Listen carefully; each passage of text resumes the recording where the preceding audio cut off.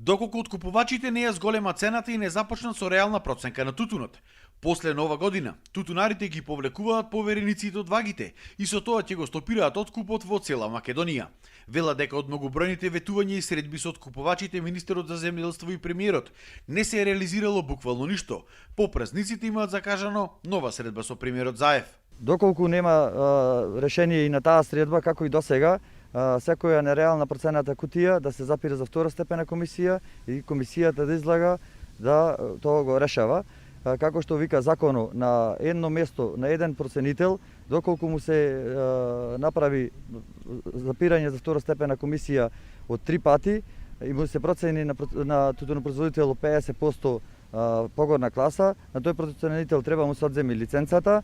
Тутунот се ценил класа подолу, а доказ за незадоволството било тоа што лани ова време били откупени 18 милиони килограми тутун, со просечна цена од 220 денари за килограм, а годинава до денес откупени биле само 4,5 милиони килограми, со просечна цена од 167 денари, или скоро 1 евро помалку за килограм. Тутунарите велат малку недостасувало ситуацијата да излезе од контрола.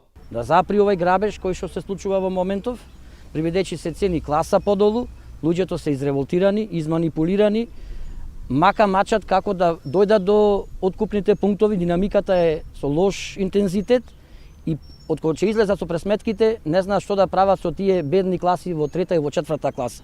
Премиерот нека оди ова, нека го повикам да излези на медиум, на телевизија да кажи како мисли да го реши проблемот со тутунарите.